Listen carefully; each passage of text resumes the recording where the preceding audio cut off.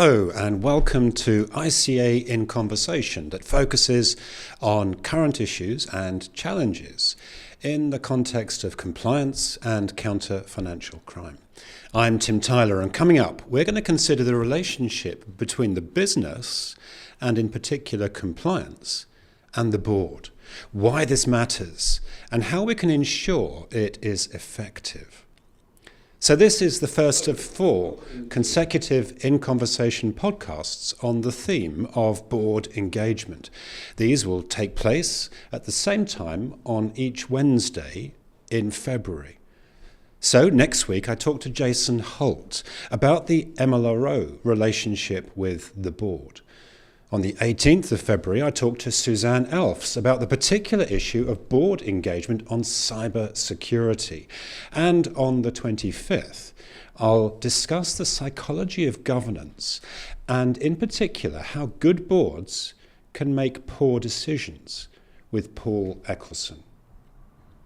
But today, we set the scene on board engagement. And to do this, I'm delighted to be joined by David Jackman. David is a long-term friend of the ICA, the winner of our Outstanding Achievement Award. He currently chairs several boards following years of experience developing strategic and policy issues at government and regulatory levels. As ever, we would love to hear from you, your questions, your challenges, your observations, and perhaps a little bit about where you are joining us from across the world. And these can be made using the comments section on the LinkedIn event.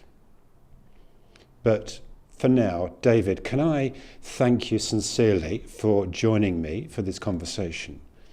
And perhaps start by asking you to sketch out how you see the relationship between the board and business, and in particular, compliance. Thank you, Tim, and delighted to be involved in this. I've been supporting and involved in ICA work since it started for a long time. Yes. I've also been a board chairman for nearly 20 years, so different boards during that time. And I'm here really today to kick off a conversation which I feel quite passionate about, actually, and I think it's quite key to ICA's future. What I think I'm seeing or have seen over recent years is actually a diminution, a decline in the degree of time allocated to compliance at board level and the degree of seriousness or intensity of the conversation. And I think that's a challenge for all of us. Why is that happening?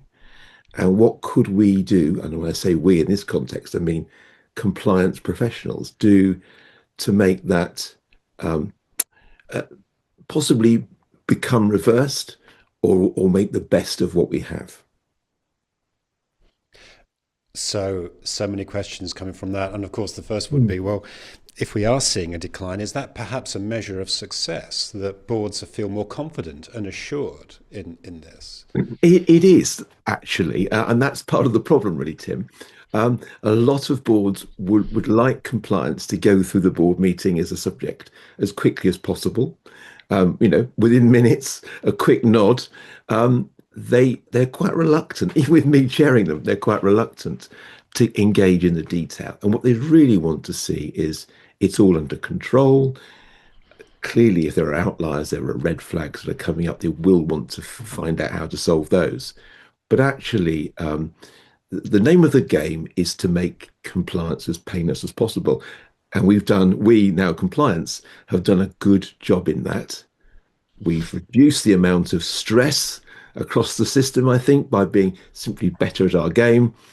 And also, I think we report now in a way which hones in on those things that boards are most interested in, which quite often boils down to complaints and the potential losses resulting from that. So yes, you're quite right. You're quite right. It is partly success, but that isn't the whole story. No.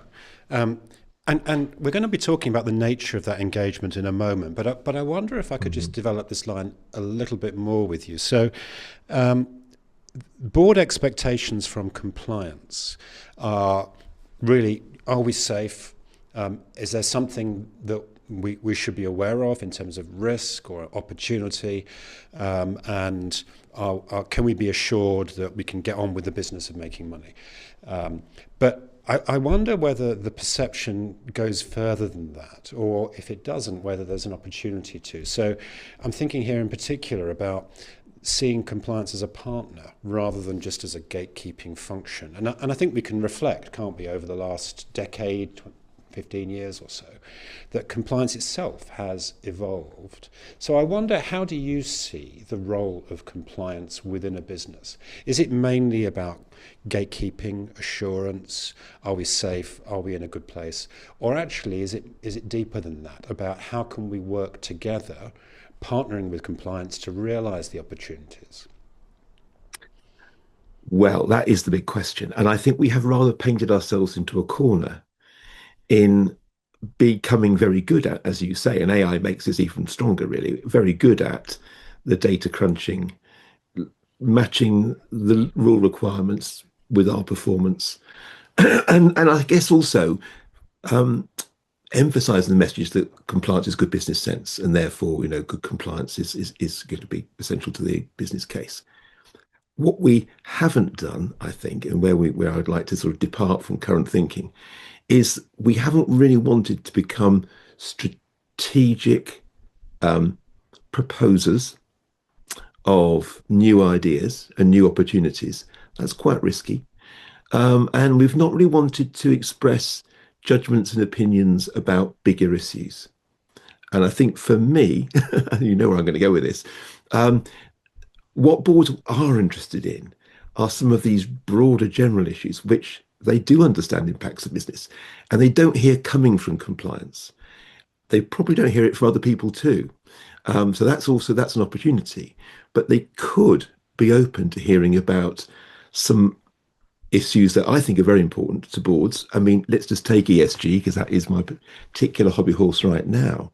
The board that I'm particularly thinking of right now, which is a sort of fintech board, not sort of, it is a fintech board. Another one, which is a much more of sort of retail services. Both of those boards will spend 45 minutes talking about ESG. They might spend 2 on money laundering, financial crime.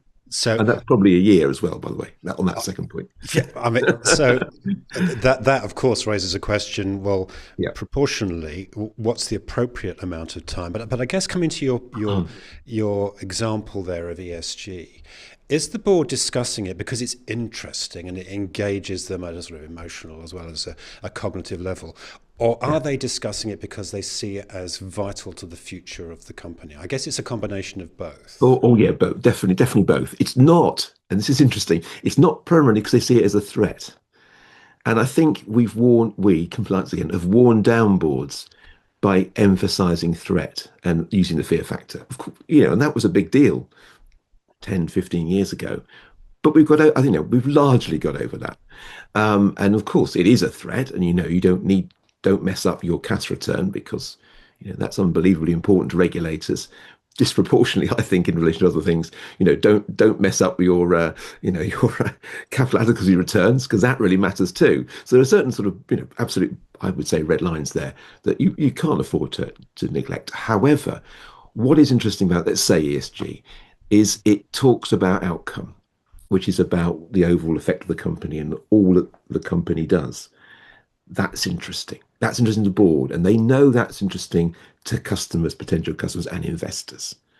And some investment funds are based on ESG criteria nowadays, anyway. And also, they can see their opportunities. One company I'm chairing, 50% of our customers now are in an ESG fund. Well, who would have thought that? And ESG fund. Proves your point. Before you continue, just clarify, when you say ESG fund, you're talking about a fund where ESG is sort of front and center as part of the mission, part of the outlook for the business. Yeah, I mean, it's not rocket science, really. You give customers a range of options. One of the options you say is, this is for pension funds, I should emphasize, but a big deal really in terms of people's investments. Would you like your funds to be invested in an ESG fund? And over 50% now say yes, probably not knowing what it means entirely. I fully accept that. But, there's a business opportunity. If you don't have an ESG fund, and you're in a company over there somewhere, not bothering, well, you're probably missing out on some business, some business. That's helpful. So Thank you. there's an interesting opportunity and probably not a lot of downside, not at the moment anyway. Well, I as could long as flesh you that are, out. of course, delivering on what you say, and we know, of course, that there's an issue around so-called greenwashing and similar activities where companies will claim to be Yeah. environment friendly or whatever it is within the ESG framework, but perhaps they simply aren't, or their supply chain isn't. Yeah, I mean this is a whole masterclass session in Yes, you're in the right. diploma, isn't it? But Yeah, yeah, I mean there are all kinds of pitfalls. They're pretty well known yes, actually, yes. and some of the most obvious ones are quite easy to avoid. Good. So So yeah. we're thinking today in particular about successful board engagement. And I think we can already pick one thing out, Mm. which is be engaging, Yeah, interesting, be provide people interesting. a reason to listen. And that I think we'll come back to. But can we sort of move on just to think about the nature of the relationship between clients and the board, between compliance Yeah. and the board? How would you characterize that? I mean, of course, it's going to vary from one organization to another. Yeah. But maybe it's an unfair question with that in mind. But what would you look for in that relationship? I think there are two things I would like to highlight today. One is a defensiveness on the part of the board, but also compliance. But you know, this is a very obviously a gross generalization, but many people in compliance, many people on boards rather, are not knowledgeable about compliance to any depth. And here's the critical bit: don't want to be. They'll go through their annual testing if they have to, if you make them, but that's not pleasant and it's not something they're really looking forward to. So they want to keep a distance and they won't probably question unless they're very sure of something. And their questioning could be quite aggressive because they don't know, Yes, I think, yes, yes. which is a shame on boards. I think that's a fault with boards because there is nobody else on the board who is really going to speak up about regulation.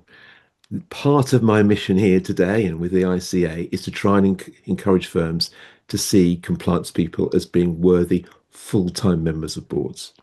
That's I think our bigger vision, and I'd like to come back to that. But Mm, but assuming we haven't got there yet, on the other hand, that defensiveness from the board often leads to a defensiveness from compliance and a unwillingness to risk an opinion, risk too much information, to risk too much of a conversation. And so the degree of contact time is quite short. Your yeah, natural ally, Tim, really is the non-exec director or directors. They are the ones who are most likely and probably most willing to spend some time talking. So one of my first action points for today would be try and have a coffee with your non-exec director if you can.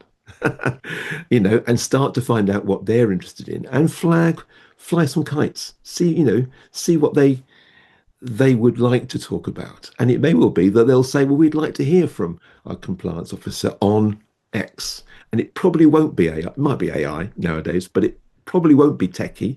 It will be more to do with how we're treating our vulnerable customers. so well, again, we're starting to build then a toolkit and key ideas about that board engagement and leveraging on our relationship with the non-executives is an important component within that. But if I understand you correctly, what you're describing is a danger that relationship's a little bit sterile. So both elements, both the board and within compliance, whoever it is that's talking to the board, are a little bit risk averse, a little bit Yeah. cautious, and it becomes a little bit anodyne, a little bit soulless because of that. And the nature of that can make it quite difficult to stimulate discussion. It's quite objective, it's quite fact driven. This is what you need to know. And I guess there's a danger that leads to, well, that's fine, let's move on. Yeah. And maybe that's good occasionally. That's all that's needed. But it won't lead to board members really understanding the issues and engaging with them. And I guess that's part of the challenge. Now, that's exactly right, Tim. And I would say that there's a stepped approach here. The first step in our approach is to win confidence. And that is about presenting the basic facts, uh, generating a sense of, it's under control, and answering questions on new regulations coming up, horizon scanning effectively, as efficiently as possible. Make the board feel comfortable, and then go away. Don't try it all doing one meeting. That is Yes. an essential first step. The second step, which is what I've been trying to point towards today, is then to say, well, we're engaging customers, let's say, on ongoing advice in a certain way, but we could do so much more if, and then sort of fly that kite about how, customer engagement is a real problem, and it's something that FCA are quite worried about or concerned about. So you could bring that in as a kind of thing to spice it up, but that isn't the driver. The driver is, we do so much better business if we possibly reconstructed our pipeline, flow, Yeah. however. And then the third stage is, with the chairman and at least one of the non-exec on board. Okay, I'd like to talk about, maybe not ESG, because I've just written a paper finishing yesterday actually on ESG 2.0. It doesn't have to be called that. It can be, what about our wider outcome, our wider impact, and then let's try and schedule in some quality time with the board on a much bigger issue. I mean, very scary, but that's where I think we should be aiming to end up. That's really helpful. And the second of those, can I zero in on that for a moment? Mm. So here we're talking about we could do so much more if. And this, I think, comes back to what we were talking about before, where there's an opportunity to position ourselves more as a partner rather than just as a gatekeeper. So let's look at an example around that to bring it to life. I'm thinking about risk appetite. That's something that we're familiar with, particularly those of us that are regulated. It's a board level role to sign off, at the very least, to sign off on risk appetite. And I would suggest fundamentally important that there's a clear understanding of what that means. Now, that gives rise to not only potential areas that we need to curtail or limit activity, but it can also give rise to, well, actually, we should be doing more over here. We've defined our risk appetite here. We've resourced it in this way. We're actually only operating here. Have you thought about moving into these other territories or expanding products? Because our risk appetite allows us to do that. We can see how a compliance function might actually offer advice to facilitate that kind of positive change. Is that the sort of thing you're thinking of? Absolutely, a great example. And boards, boards I've been chairing anyway, are monumentally poor, I think, at grappling with risk appetite. I think they find the concept difficult, and they can seem to me to go to two extremes. Obviously, one extreme is we don't have any risk, no risk tolerance at all to anything. That's clearly unrealistic. And then they go to the other extreme, which is, well, we'll go with the flow. And some boards are very keen on on seeing all green in their risk frameworks, which is completely unrealistic. And Absolutely. they need to be told, look, Yeah. guys, if you set your trigger points at that level, then you're just going to miss lots of good stuff, interesting stuff. Equally, I keep saying a red is a red. A red is serious. If we fix those trigger points forever, it's a good analogy here. If you keep seeing a red light flashing, gradually you get inured to that. Actually, the red light should only flash when there's something very serious and you need to do something. You need to do it now. It's emergency. Okay. ER. And I think we're we're really confused and often a bit muddled about what these flags and levels mean. And the board is equally. And it needs to be house trained to understand how it reacts to the three typical levels. That's really helpful. And I thought, going back to the other side of this, yes, we need to show respect and deal with red flags appropriately and take them seriously. But if we're a bank of green lights, that suggests that we're not pushing the envelope. It suggests that we're just staying within our safe zone. We're not perhaps innovating or doing the things that we could be doing as a business. Correct. And I think put alongside that, Tim, we're not measuring the right thing. And one thing Yes. that I found with, talking to risk managers, particularly who often come to the risk committees, usually get before the board, is that they'll be muddled about where they're setting the trigger points. And I think that's very key discussion. And boards quite like that. They get the idea that you move it up a bit, move it down a bit, and you get a different result.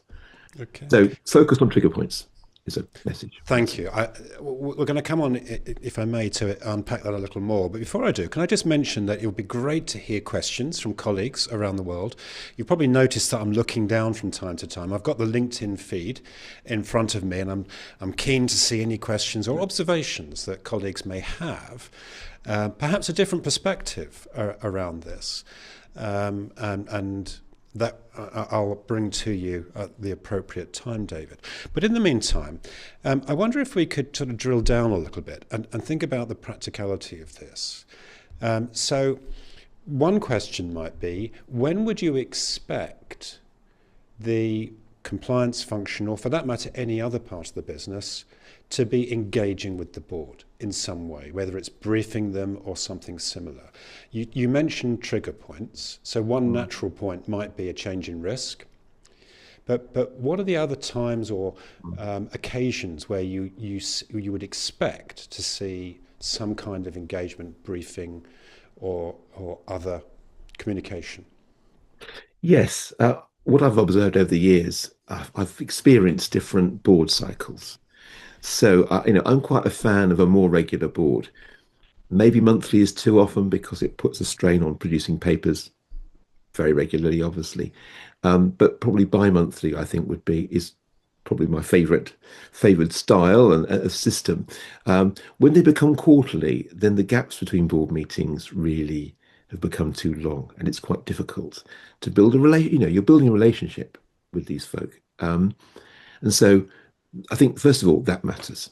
Secondly, the composition of the board matters, but that's not necessarily in your hands. Thirdly, I think that then the governance structure. I'm a great believer in there being a risk and compliance committee, which feeds into the board.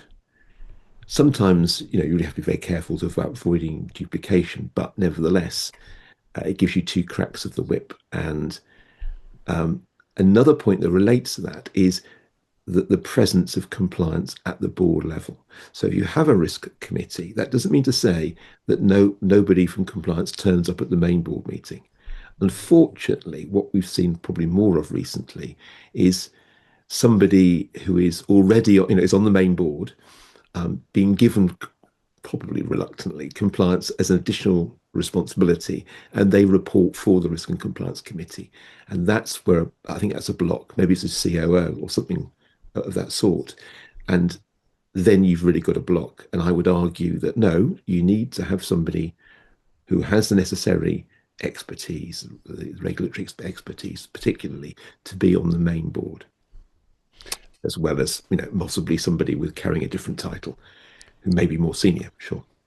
And of course, the nature of the touch points is going to some extent, depend on the nature of the governance that you have in place. So if you've got a risk committee that is already meeting on a fairly regular basis, that's going to change the way in which the compliance function might interact with the board itself, because it's offering a filter that adds value along the way, but it does mean that it perhaps takes less time for the entire board because you've got a committee in place.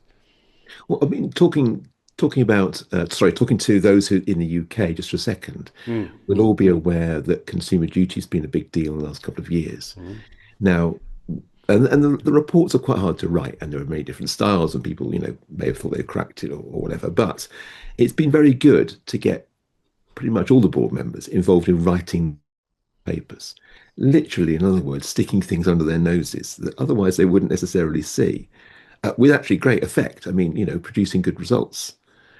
So there are moments like that when there's a major initiative that comes along where you can get directors involved in, at least the latter stages of drafting.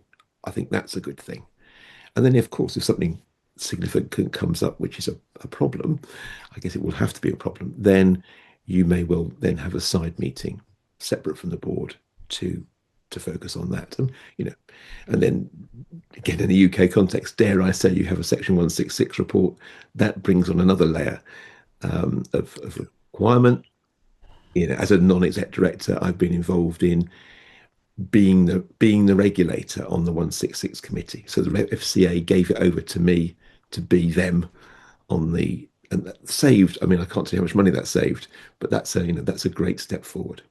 So for those outside of the UK, the Section 166 is essentially a notice that the regulator is having a look at you, in simple terms. You're In under real detail. investigation. It's not normally particularly good news, and it's certainly going to focus the attention, or it should focus the attention of the board on the relevant issues.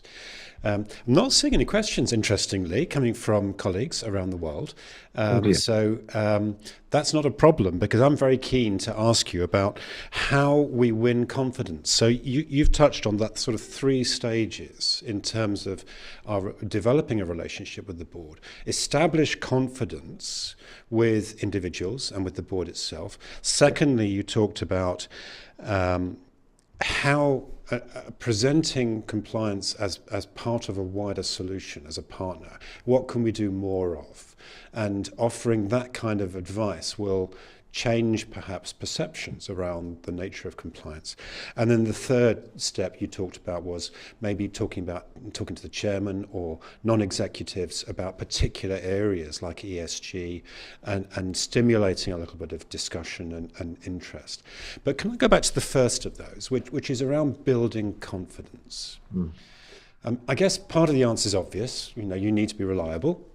You need to have a reputation for being reliable and offering up material that answers the questions that the board naturally has in a way that can be trusted. But what else would you say to build confidence in this space? Yes, I've got a couple of particular views on this, Tim. The first one is, this is the obvious one, I suppose, is that don't take the easy route out and say, I'll go away and check that up and come back to you later.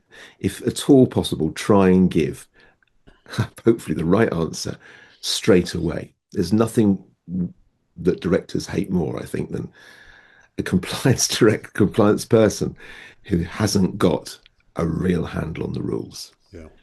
And I remember, as when I was a regulator, it was a while ago, I ran courses for my colleagues on what do our rules say.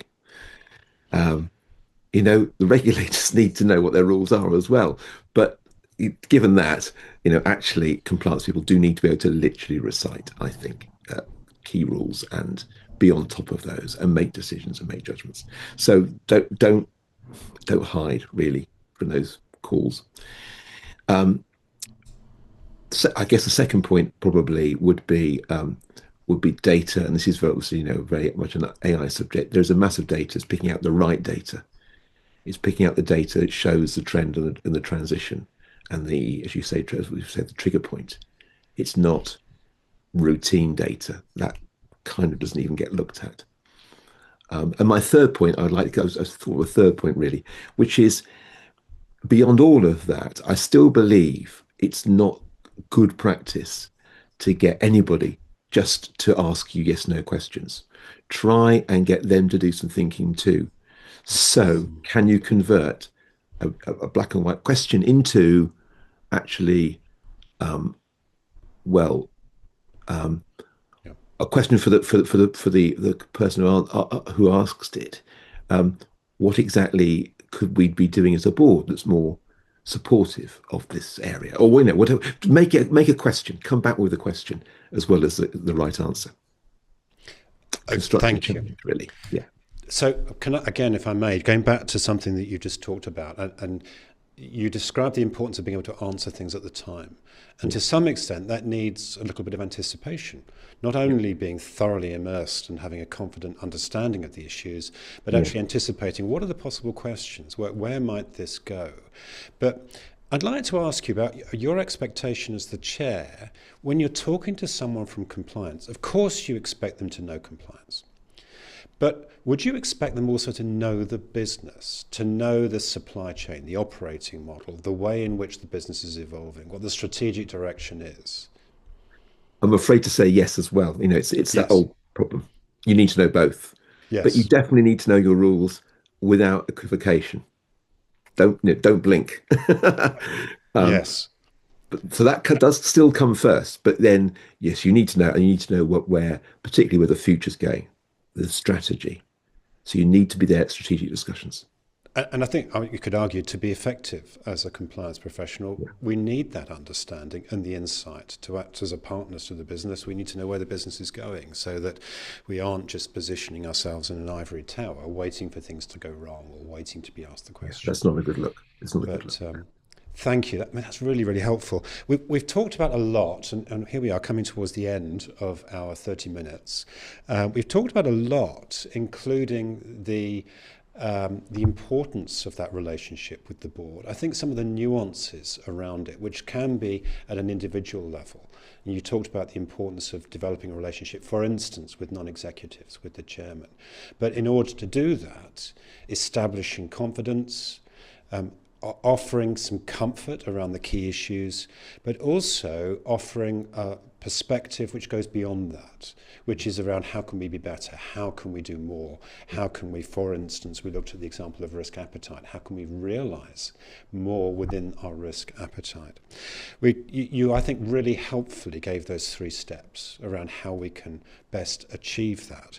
And we've talked about red flags, management of risk, the board cycle. How can we anticipate the particular interest and questions that we might get from the board? And the importance of not hiding when the discussion comes up. As we're about to come to a close, can I ask any final thoughts from you, David? Yes, 2 things really. Unfortunately, when you first appear at a board, it's an interview. The board will discuss you when you leave the room. Bear that in mind. Second point is that I would set as your objective to be on the board, or at least a regular attender to the board, and literally work on your colleagues, work on the senior management there to convince them that that's worthwhile. That's real success. Thank you. That's a really good place to end. And thank you also, David, for your time and for your interest in joining me today. And wherever you are joining today from across the world, I'm grateful for your time and interest. And for those, of course, that are watching this by way of recording on YouTube or Apple or Spotify or via the ICA website, then we do hope this has been of value. And a quick reminder, this is the first of 4 consecutive podcasts that will take place at the same time on each Wednesday in February, where we will continue to consider this interesting and challenging issue of board engagement. But for the moment, wherever you are, do take care. Bye-bye.